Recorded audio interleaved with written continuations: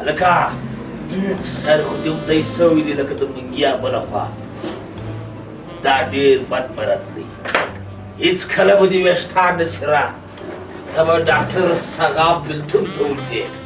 زه به تا ته د هغه نسخه در ولیکم بیا به دې ویښتان داسې راشي داسې به بربه ولاړي لکه چرګه چې د انبار راووځي رښتیا ډاکټر صاحب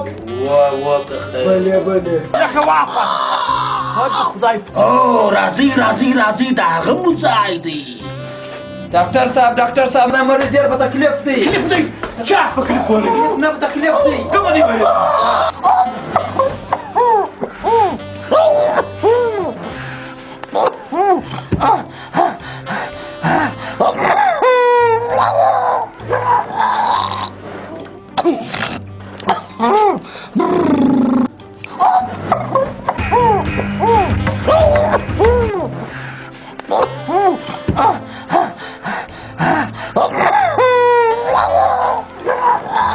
کاکا څه شي دې خوړلي دي په کباب کې مې هډوکي خوړلي ده اوس هلکه کمپاوډره جی ډاکټر صاحب دا ډېر ایمرجنسي کیس دی ډېر په ستوني کې یې 45 نمبره هډوکي بند دی ته به ورشې هغه 18 نمبره رسۍ به راوړې او په 15 نمبره چې کوم واړ دی هلته به چپر راوځړی وای بیړه دې غر که نسد ته وایې د اختر پسه یم چې چپن مې راځړی خو انسان یم بابا که زما خیال ډاکټر صاحب اختری نه دی کړی هلکه کمپاوډره ډاکټر صاحب راسه ویوسته یونیسئ هلته یې راوځړوئ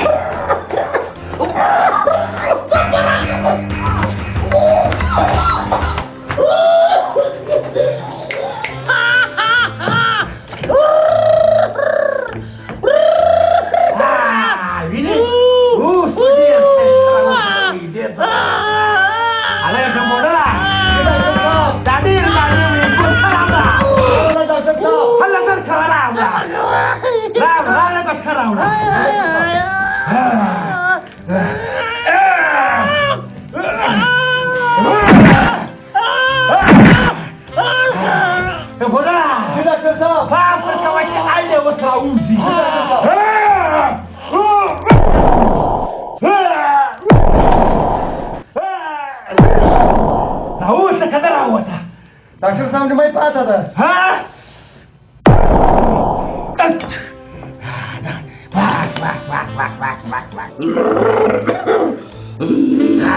اوس سترګې روڼې شوي دي سترګې مې روڼې شوې ډاکټر صاحب در ولاړ یم سترګې مې روڼې شوې ډاکټر صاحب در ولاړ